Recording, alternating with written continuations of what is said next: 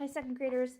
Today we are going to read chapter 12. What Poppy learns. Here's a picture of Aerith and Poppy.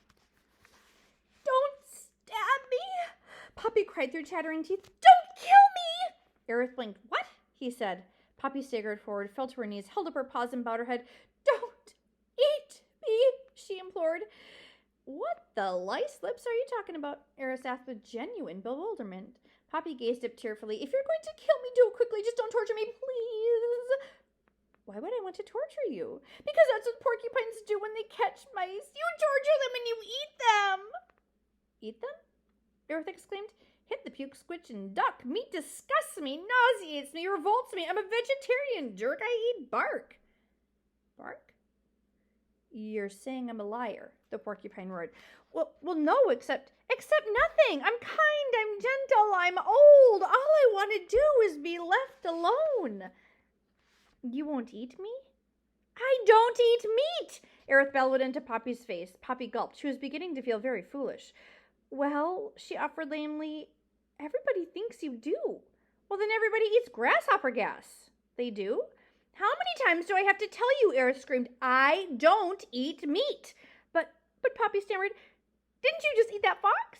Are you crazy or something? All I did was swat him with my tail, which is what I do when creatures get fresh with me. What about shooting your quills? Poppy asked her, stabbing them with them. Where did you hear this bad bilge? I was taught. Poppy, that's your name, right?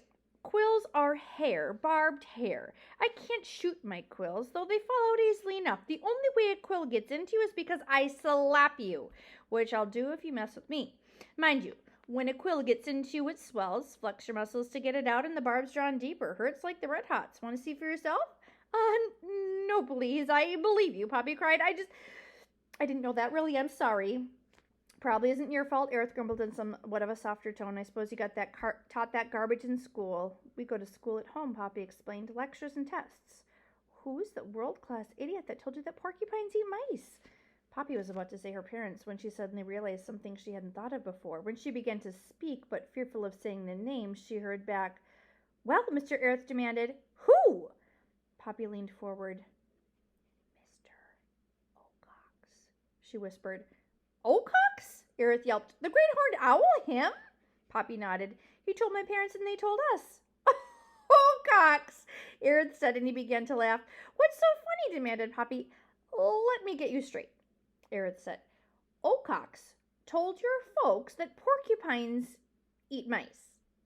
Poppy, Aerith said between fits of sputtering laughter. He's the one who eats mice! And if there's one thing that jerk of an owl is frightened of, it's me! You? Poppy cried with astonishment. Listen, Poppy, nobody messes with Arithazandar Satham. Nobody. Fool with me and I'll shove a quill up your snooter. The only thing the old owl wants is to protect himself. Why wouldn't he get you? Why, he wouldn't get within a log's length of me. I may be old and fat, have a foul mouth and smell, but I can shake my tail and put it in his face. Yours too. Want to see? No, Poppy replied quickly. I believe you, Aerith. Really, I do. Protects you from porcupines, Aerith said with a sneer. Frog flip, you believed him. What the worm water are you doing here? I was trying to get to Newhouse, Poppy explained. And honest, that fox did chase me. Aerith snorted. But you said Ocox told you to be scared of me, is that right? Poppy nodded. Poppy, Aerith said, running in here was smart. It was? Sure, the truth is you could walk by the side of the lake with no place to hide, and if I were there, that jerk of an owl would really do more than look at you. Really? Poppy said, feeling a great sense of relief. If there's one thing I like besides being a fat, sassy, and prickly to the touch, it's going to where no one wants me to go. In fact, I'm one of the few creatures in Dimwood who can protect you. I bet that's the reason he says all that earwig about me. As for Newhouse, don't talk to me about going. Just go. I never tell anyone what I do. Don't you have a family? Oh, I had parents and a wife, and for a while we even had kids. Quite a nice bunch. They all wandered off. We go our own ways. Prickly. Do you miss them? Poppy asked. I like being alone. If I see a tree I want to climb, I climb it. Chew some bark and then get some sleep. Isn't there anything in the world you love? Really love? At the word love, the look on Aerith's face turned dreamy. He sighed. Yes, he admitted. There is. Who is it? Not who, Poppy. Salt. I can't get enough of it. I'm mad for it. I'd die for it. It's because of my liver, someone told me. I don't care. I love it. Rock salt, sea salt, sweat salt, any kind of salt. He licks his lips. Don't happen to have any on you, do you? I'm sorry, I don't.